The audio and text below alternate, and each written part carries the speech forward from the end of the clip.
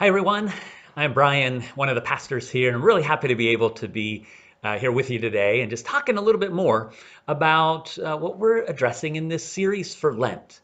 We've been taking a look at John's Gospel and especially the 7 I am statements that we find there.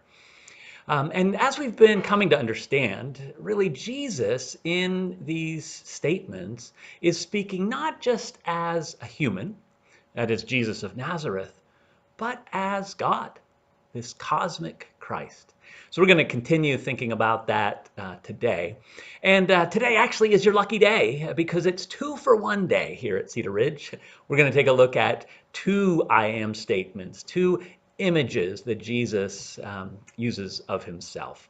The first one that we're going to look at is I am the gate, and then I am the shepherd.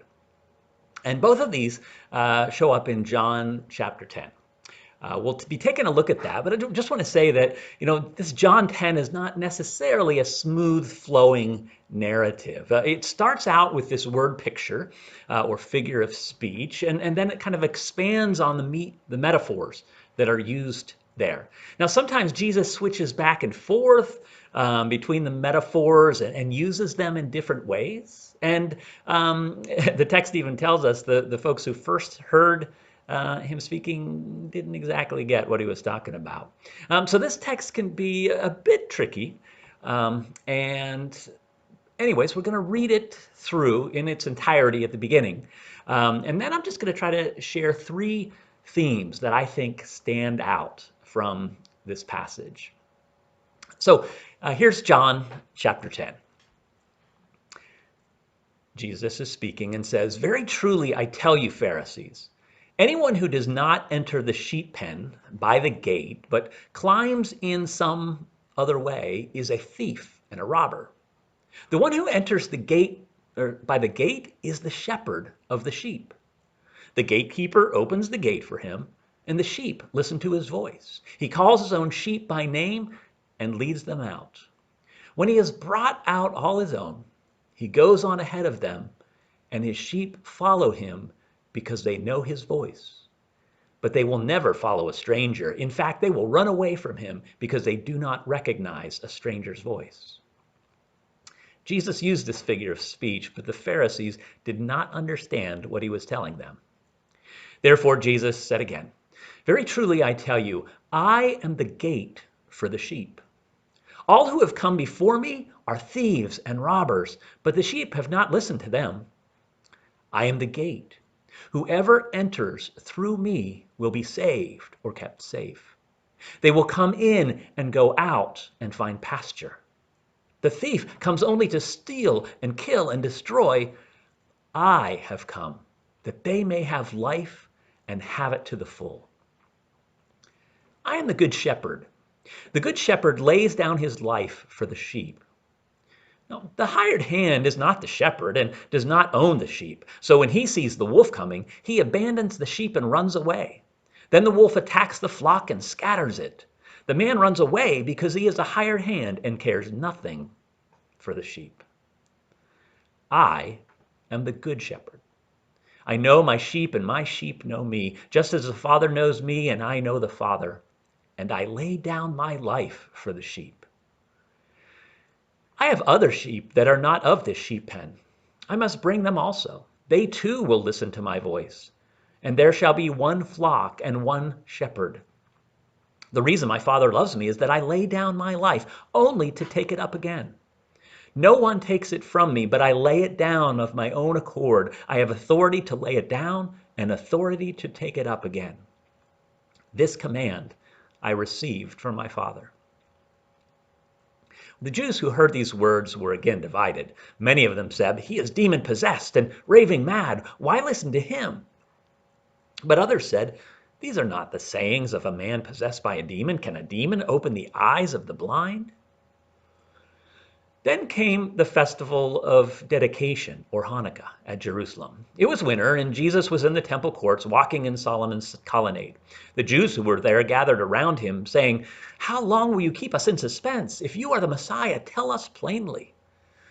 Jesus answered, "I did tell you, but you do not believe. The works I do in my Father's name testify about me, but you do not believe because you are not my sheep. My sheep listen to my voice. I know them, and they follow me.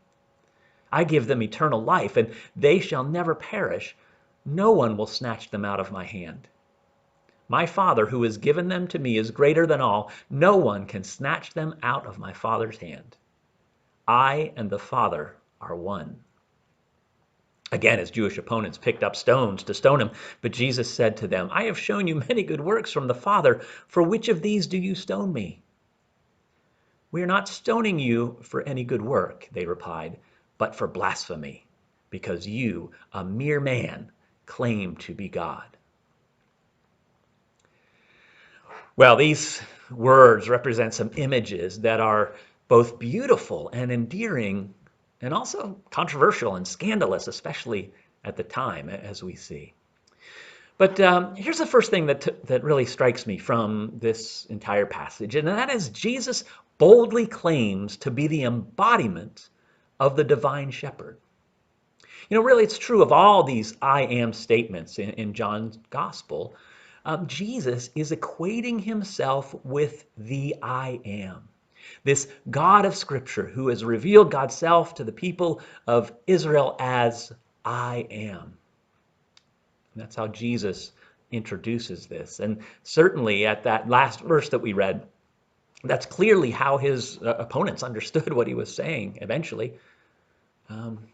Said he's equating himself with God. So let's take a look at the imagery Jesus uses here. The first one is that of the shepherd. The Hebrew scriptures really are full of references to this metaphor of shepherd referring to God. All the way back in Genesis, Jacob refers to God as his shepherd, as do the prophets Isaiah, and Jeremiah, and Ezekiel, and Micah, and Zechariah. And certainly the Psalms do as well, and obviously Psalm 23, which we had as our opening prayer, is probably the most famous passage in the Old Testament. And it declares that the Lord is my shepherd. Along with this, there was even the hope that God would come to earth to shepherd the flock. And there were hints that God's promised Messiah would personify God's shepherding care for God's people. So if you were to interview a person on the street back in the first century, a Jewish person, and asking them, what's probably the most familiar image of God that you have, certainly at the top of the list, it would be a shepherd.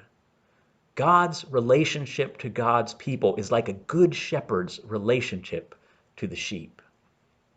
Yahweh is the shepherd of God's flock, Israel.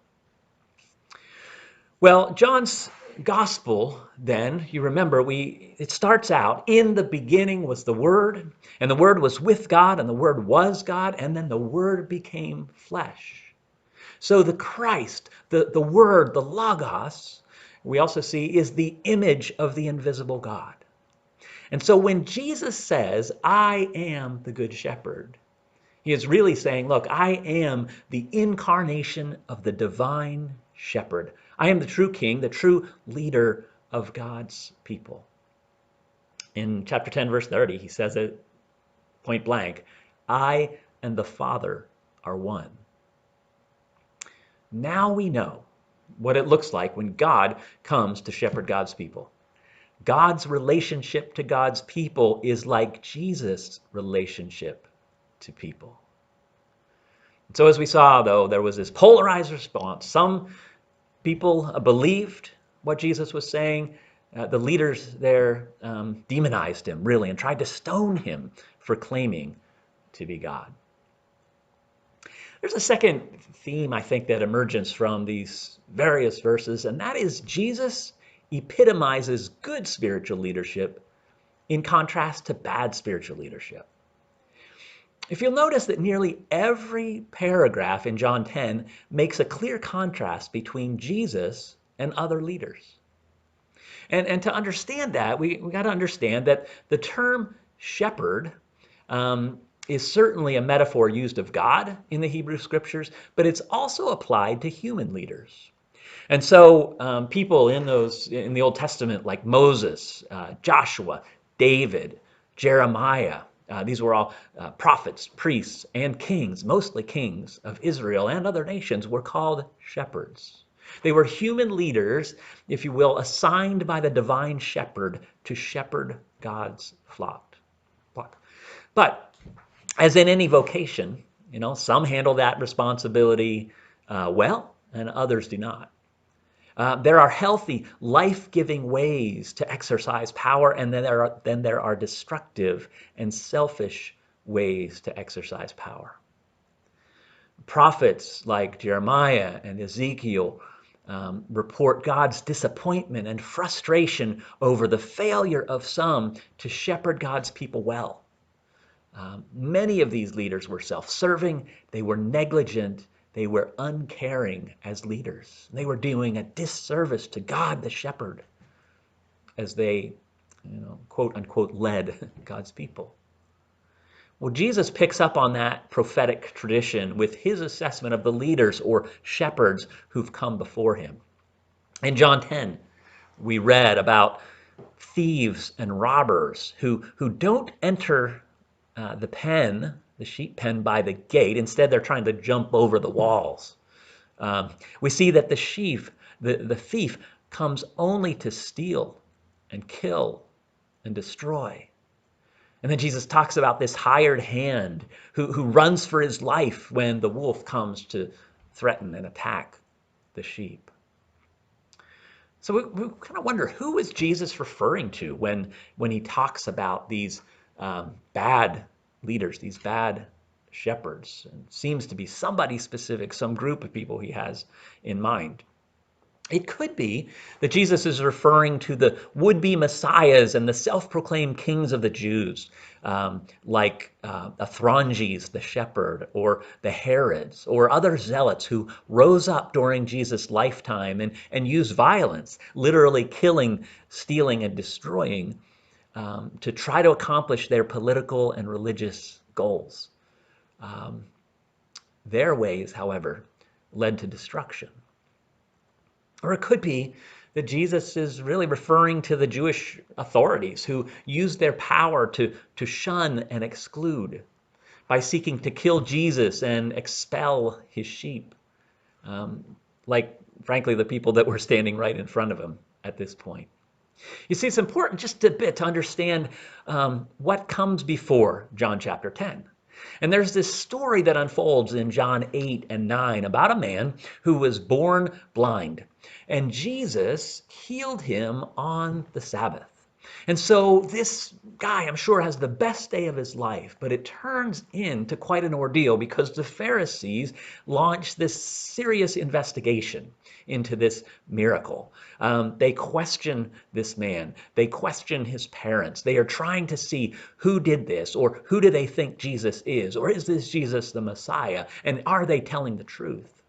And so they go about, by the end of that story in John chapter 9, the Pharisees, the religious leaders, have insulted this man who was healed, and they have thrown him out of the synagogue for, I guess, just having the audacity to celebrate that Jesus healed him of a lifelong condition, and it happened to be on the Sabbath.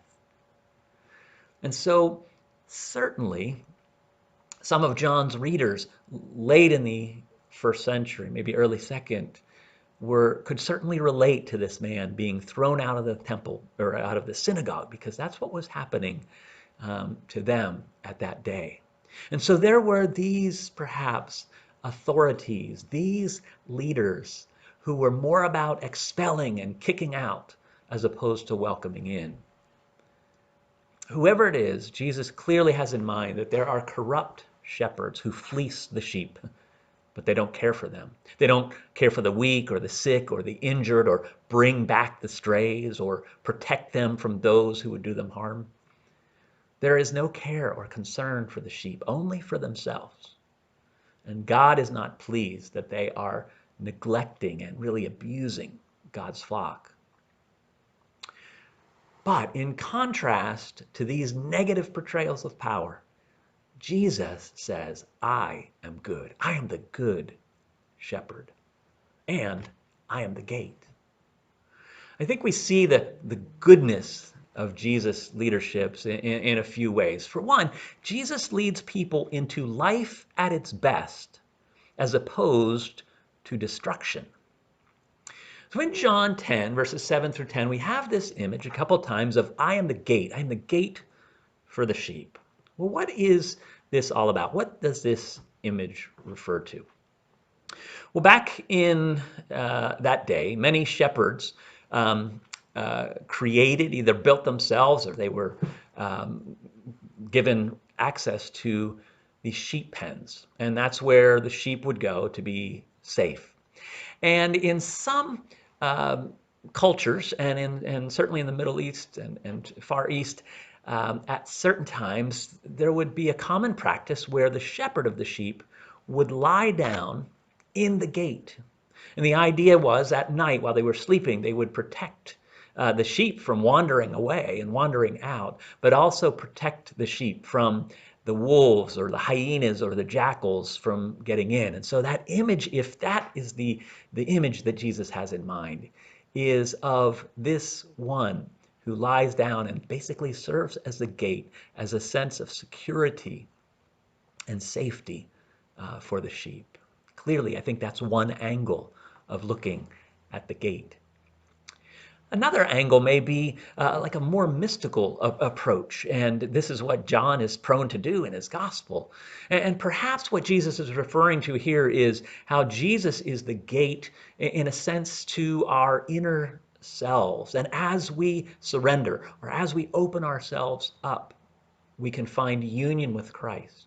We can hear his voice and in turn be effective followers and shepherds of others. And once again, it's through Christ we have access to this full and abundant life. Or perhaps another angle for the Jesus as the gate is really being the point that Christ is the doorway, is the entry point. Jesus is the way into safety and security and rest, but also the way out to nourishment and abundance and life at its best. And then there's certainly that factor of protection from the spiritually abusive and toxic thieves and robbers and wild animals that would do us harm. I want to show you just a really brief clip of sheep passing through a modern day gate. Take a look at this for a moment.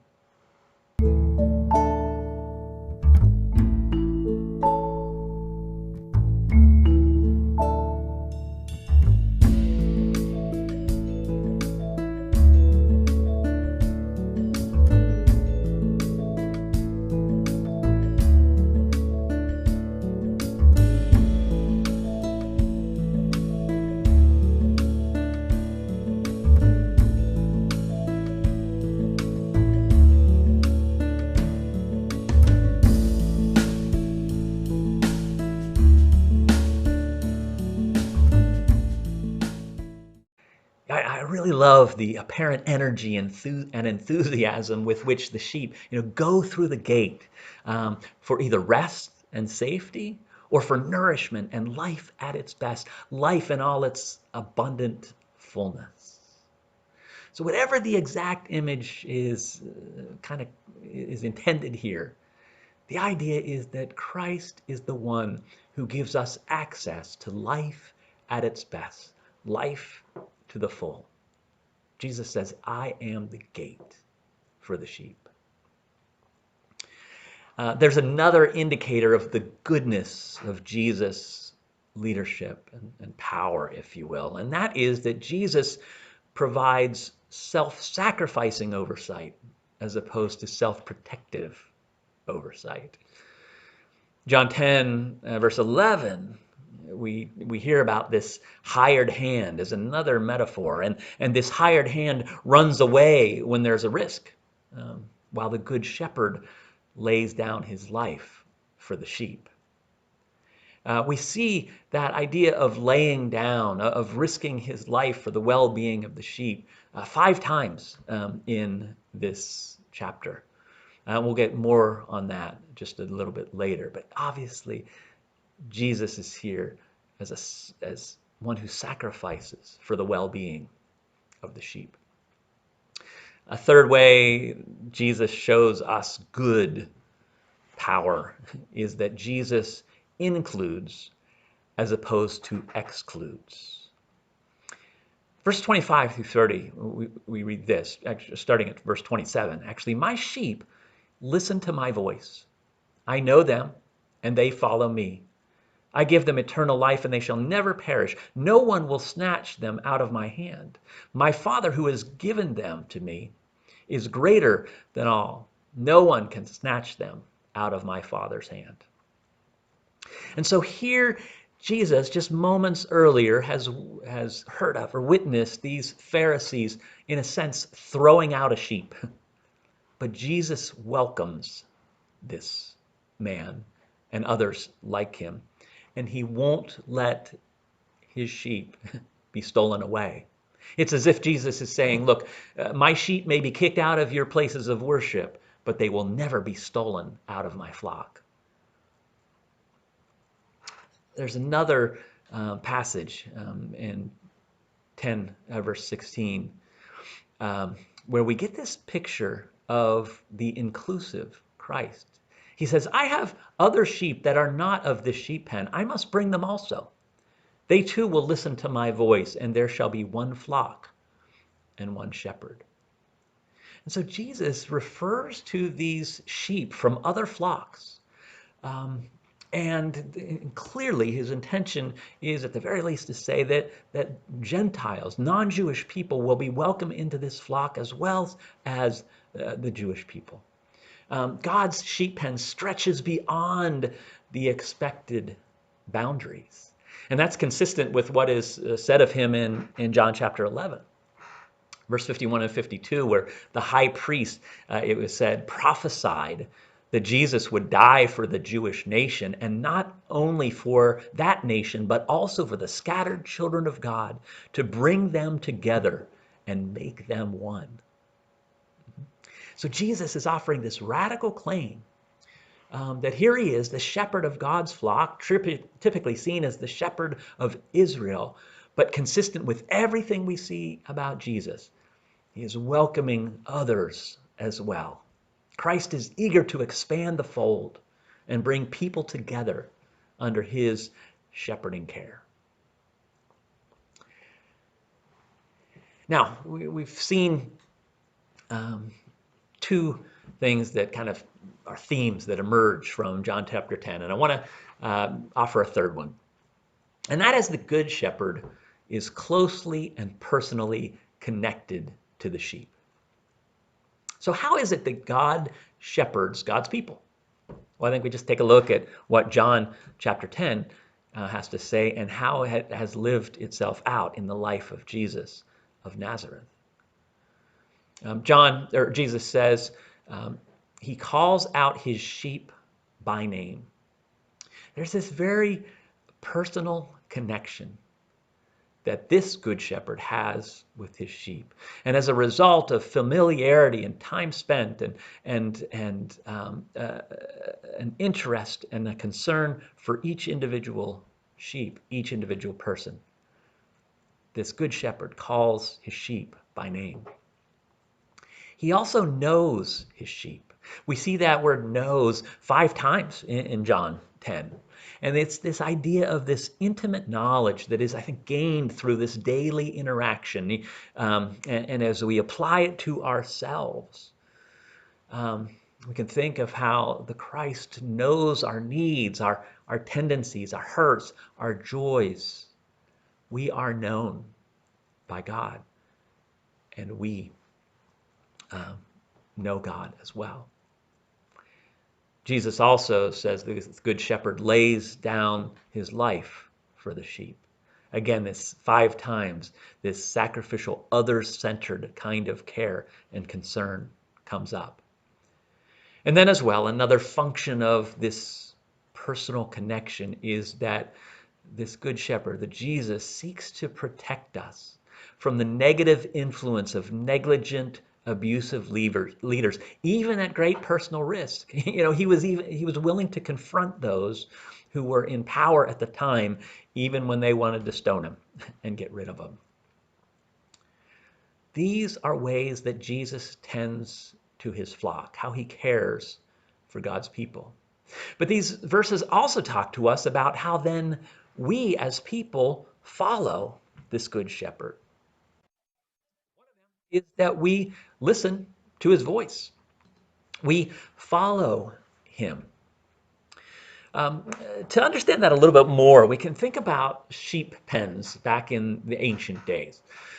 One of those kinds of pens is one that is built by a shepherd with rocks out in the pasture, out in the fields. And as they go out, they establish a place where they're going to be for a while. The shepherd will build it, and it's a place where the sheep can sleep at night.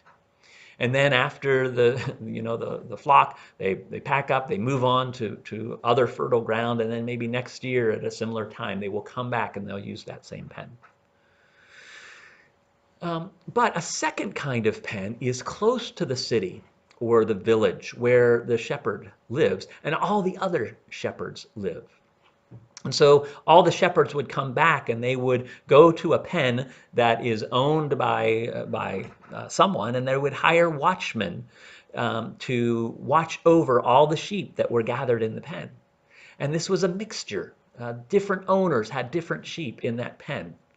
But then when it was time to go out to pasture, the sheep would only respond to their shepherd's distinctive voice, their shepherd's call. And so that's how there was an ability to identify, this is my shepherd, and the sheep hear my voice. Again, voice is a theme that repeats over and over again in this chapter. My sheep listen to my voice. I know them, and they follow me. And they won't respond to the stranger's voice. As well, these sheep trust that the shepherd will care for them, and so they follow him. I think really this is a great picture of discipleship. How Jesus goes out ahead, he calls his own sheep by name, and then he leads them out. And when he has brought out all his own, he goes on ahead of them, and the sheep follow him because they know his voice. You see, Jesus leads, we listen to his voice, and we follow him. We do so because we trust him and know that his way is the way to life at its best. Well, as we've been going through this series, we really want to provide a way for us to stop and reflect, maybe even journal on some questions as we interact with these I am statements, and today with these two I am statements of Jesus. And so we've been asking with these prompts, he is, what does this text, what does this chapter say about Jesus? Also, I will be. What does this say about who we hope to become? And then I will. What can I say or do to move towards who Jesus is and who I am becoming? So I assume that you've maybe had some responses as you've listened this morning or read this text along with me. But here's how I'm responding. Yours may be different. But as I think about he is, I understand that, look, not only did Jesus of Nazareth embody the divine shepherd as he interacted with people in the first century Palestine, but there are passages in the New Testament like Hebrews and 1 Peter and Revelation that refer to the risen Christ as that great shepherd of the sheep, or the shepherd and overseer of our souls, and the Lamb at the center of the heavenly throne who will be our shepherd, leading us to shelter and springs of living water. So it's not only about that human Jesus of Nazareth in his day, but the risen Christ is our good shepherd who was and is to come, is available to us even now. And so as I reflect upon who is this good shepherd? I see that he is the caring, divine leader who is worth following. He's the one that we can trust, one who knows us by name, one who seeks our good, who restores our soul, who fills us and satisfies and gives us what we need, who brings us back when we wander away, and who gives us life to the full, life at its best. This is the Christ. And so I think as we gaze upon the Good Shepherd, we can allow that image of God's attitude towards us to penetrate our hearts and minds, and to replace less helpful images of God. Jesus is our Good Shepherd. When it comes to I will be, I'm thinking about, I will seek to be a good shepherd. I think many of us at least, have leadership responsibilities in some form or another. We influence others, whether that's at home or at work or in our neighborhoods. And if we have a position of leadership or power, how can we lead as a good shepherd? I think we can be reminded and challenged that the way of the Good Shepherd is one of nurture, one of inclusion, one of self-sacrifice, one of compassion. And so, can I grow as a good shepherd? And then we, as God's people, collectively, corporately, can be seen as like kind of these little incarnations of the Good Shepherd and of the gate. And with that idea, perhaps we are being challenged to be the doorway, welcoming people to Jesus where they can find life to the full, life at its best. We can embody the compassionate and caring and restoring and including concern of the Good Shepherd as we interact with other sheep day by day. And as we listen to the voice and follow after our Good Shepherd, we welcome others to join us on that path towards life at its best. And then I will. What does it take for me to kind of get there, to grow in that? And the thing that really stood out to me was just this idea of listening to the voice of Jesus. Today we have access to so many different voices, calling for us to follow them. Advertisers, politicians, media influencers, commenters, some of whom claim to speak for God, right? But sheep seek to listen to the shepherd's voice. And so for me, it's about, I think, continuing to learn to discern and follow the voice of Christ. And I think that just invites us to ask the question, as we hear of all these voices, does this sound like Jesus? Does this voice sound like Jesus? Several years ago, as I was kind of rediscovering Jesus in the Gospels and kind of trying to reorient my faith around this Jesus, I was still at the time also listening to some other religiously and politically influential voices, especially on the radio, sometimes what I was reading. But as I continued to grow along and go along on this path, I began to ask myself, look, do these voices sound like Jesus? And as I kept listening and as I kept, learning more and rediscovering the Jesus of the Gospels and the Jesus of the New Testament, it was like, no, they really don't. And so I began to try to filter out those competing voices and just continue to try to listen to Jesus and to those who know and follow him, and kind of and drown out the noise from other voices that would try to get me to go in a different way. What are the other voices that we hear? Maybe it's a voice promoting violence to attain religious or political goals. Or maybe it's voices that want to throw people out rather than welcome them in.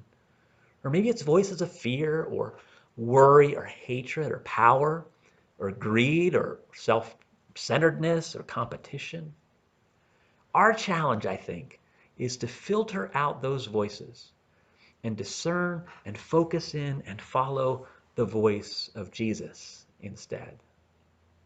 We hear the voice of Christ as the Spirit brings the Scriptures to life. We hear the voice of Christ as we listen to the words and see the examples of women and men and children who know Jesus. We hear the voice of Christ through quieting ourselves to hear the Spirit of Christ within us. And as we listen, let's try to hear him call us by name. Let's listen for the voice of Jesus. Let's finish with a prayer. Would we join me in prayer? Good Shepherd, help us to hear you call us by name. Good Shepherd, help us to discern your voice and follow you. Good Shepherd, restore us, refresh us, comfort us, draw us back when we wander away. Good Shepherd, help us reflect your compassionate concern as we lead those around us. Amen. As we move towards communion, I just want to remind you of these verses from John chapter 10. So I am the good shepherd, Jesus says. The good shepherd lays down his life for the sheep. No one takes it from me, but I lay it down of my own accord. I have authority to lay it down and authority to take it up again. Jesus clearly here alludes to his death and resurrection. Let's reflect on that as we share communion today.